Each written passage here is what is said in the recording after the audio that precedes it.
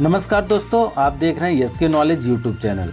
दोस्तों, आज मैं आपको बताऊंगा इंसान को हथियार रखने की आखिर ज़रूरत क्यों पड़ती है और हथियार रखने के नियम और उसके गाइडलाइन के बारे में। इसके अलावा हथियार के लाइसेंस लेने की प्रक्रिया क्या होती है और लाइसेंस लेने के लिए कौन कौन से डॉक्यूमेंट और बंदूक की लाइसेंस बनाने में कितने रुपए लगते हैं, इसके बारे में आपको A to Z पूरी जानकारी देंगे।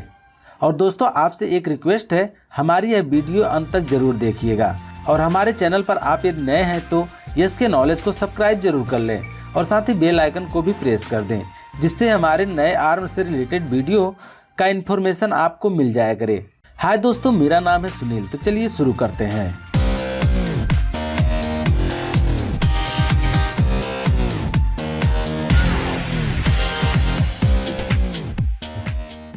दोस्तों, सबसे पहले बात करते हैं इंसान को हथियार रखने की आखिर क्यों जरूरत पड़ती है।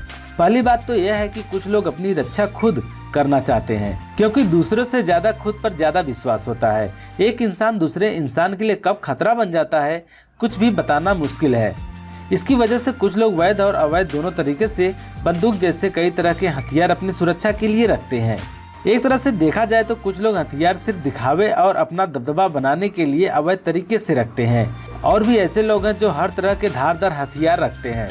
हमारे देश में बहुत से लोग हैं जो अवैध तरीके से गोला बारूद रखते हैं और उसका गलत तरीके से व्यापार तक भी करते हैं। आपने कभी कभी देखा होगा कि आजकल कहीं भी छोटे से छोटा और बड़े से बड़ा, वो चाहे मोहल्ले का हो या फिर किसी छोटे मोटे राजनीतिक पार्टियों का, अचानक से देसी कट्टा निकालकर फायरिंग शुरू कर देते हैं और हवा में लहराने लगते हैं, और कहीं कहीं तो गोला बारूद जैसे बम भी देखने को मिल जाते हैं।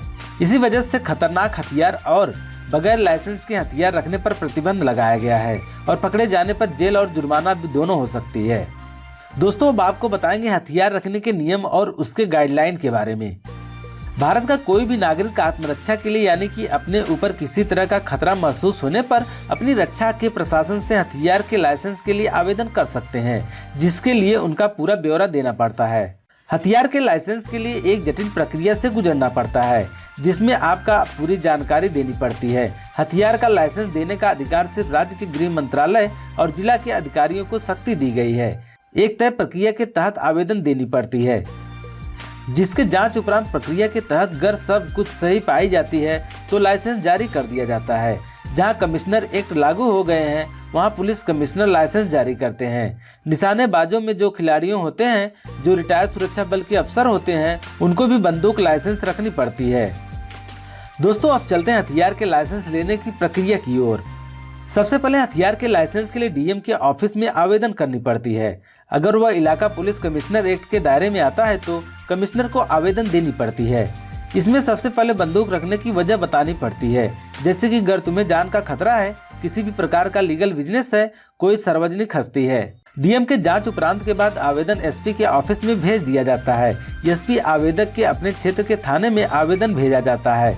उसके बाद वहां के लोकल पुलिस थाने को आवेदन मिलने के बाद वहां की लोकल पुलिस थाना आवेदक के वेरिफिकेशन करते हैं, जिसमें आवेदक का अस्थायी पता, क्या कामकाज का ब्यौरा देना पड़ता है और कोई आपराधिक रिपोर्ट तो नहीं है, आदि की जांच की जाती है। ये सब जांच होने के उपरांत आवेदक का आवेदन जिला के क्राइम रिकॉर्ड ब्यूरो में भेजा जाता है, जहां पर आवेदक का पूरा हिस्ट्री खंगाला जाता है, या कोई पुराना आपराधिक मामला या किसी आपराधिक संगठन से किसी संबंध का कोई पुराना संपर्क तो नहीं रहा है। ये सब जांच किया जाता है कि कोई पुराना आपराधिक रिकॉर्ड तो नहीं है। आवेदक का फिर बैकग्राउंड अच्छे से चेक किया जाता है। जांच के बाद रिपोर्ट फिर एसपी के दफ्तर में भेज दिया जाता है। उसके बाद जांच की अच्छे से पुष्टि कर फिर से डीएम ऑफिस में भेज दिया जाता है। उसके बाद इंटेलिजेंस ब्यूरो भी जांच करती है, कोई गलत काम के लिए तो नहीं ले रहे हैं या पहले से तो कोई गलत काम में नहीं कर रहा है। फिर डीएम के रिपोर्ट के आधार पर लाइसेंस देने या देने का फैसला करती है। कोई पुराना केस या कोई पुराना अपराध होने पर लाइसेंस नहीं दिया जाता है। दोस्तों, अब आपको बताएंगे एनओसी क्या होती है। सुरक्षा बलों से रिटायर्ड पुलिस ऑफिसर को अपने संस्थान से एनओसी लेनी पड़ती है। उसके बाद वो डीएम से हथियार का लाइसेंस ले सकता है और उसको किस तरह का हथियार चाहिए, पिस्टल, रिवॉल्वर या बड़े राइफल जैसे हथियार लाइसेंस में सब दर्ज किया जाता है। उसके बाद ही लाइसेंस में दर्ज के अनुसार हथियार मिलता है। लाइसेंस लेने के लिए कौन कौन से डॉक्यूमेंट लगते हैं? सबसे पहले तो address proof, age proof, fitness certificate के अलावा और भी डॉक्यूमेंट हो सकते हैं।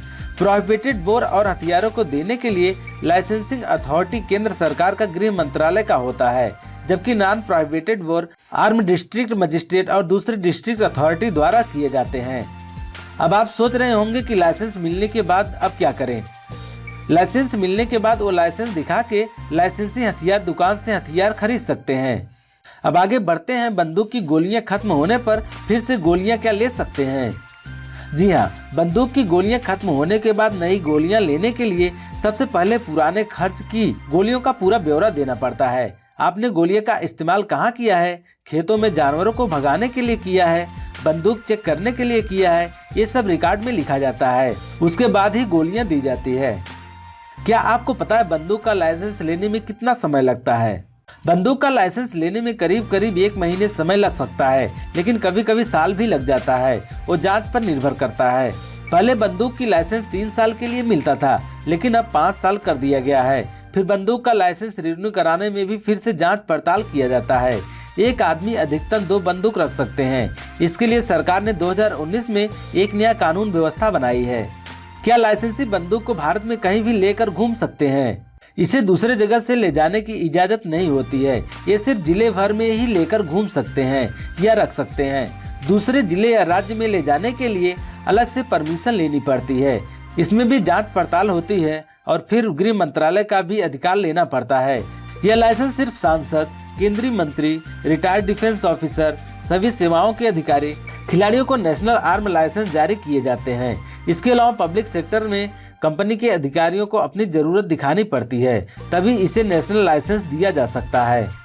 चुनाव के दौरान लाइसेंसी हथियार को थाने या जमा खाना में जमा करना पड़ता है। नहीं करने पर सजा और लाइसेंस दोनों रद्द हो सकता है। लाइसेंसी हथियार की वजह से किसी की जान को खतरा होता है तो उसे 2 साल की सजा और 1 लाख रुपए का जुर्माना दोनों भी हो सकता है। लाइसेंसी हथियार सबसे ज्यादा कहाँ है? दिसंबर 2020 के एक रिपोर्ट के मुताबिक भारत में 48 लाख लाइसेंसी हथियार है, जिसमें सबसे ज्यादा लाइसेंसी हथियार देखा जाए तो उत्तर प्रदेश में है। दूसरा सबसे ज्यादा लाइसेंसी हथियार वाला राज्य जम्मू कश्मीर है और तीसरा सबसे बड़ा लाइसेंसी हथियार वाला राज्य पंजाब है। और वीडियो के आखिरी में बंदूक का लाइसेंस बनाने में कितने रुपए लगते हैं? रिवॉल्वर, पिस्टल और रिफ्टिंग राइफल के लिए लाइसेंस फीस 100 रुपया है, वही रिन्यूअल फीस 50 रुपया है। 22 बोर राइफल लाइसेंस की कीमत 40 रुपया है और रिन्यूअल फीस 20 रुपया है। वही ML गन, एयर गन के लिए 10 रुपया फीस है, रिन्यूअल के लिए 5 रुपये फीस लगती है। अलग अलग हथियारों की कैटेगरी के हिसाब से फीस अलग अलग होता है। ये सब रेट पुरानी भी हो सकती है। 2020 और आने वाली 2021 की क्या फीस हो सकती, इसका कुछ अंदाजा नहीं लगाया जा सकता। तो दोस्तों, हमारी ये जानकारी आपको कैसी लगी हमें कमेंट बॉक्स के माध्यम से जरूर बताइएगा। तो दोस्तों, मिलते हैं अगले वीडियो में। तब तक के लिए जय हिंद।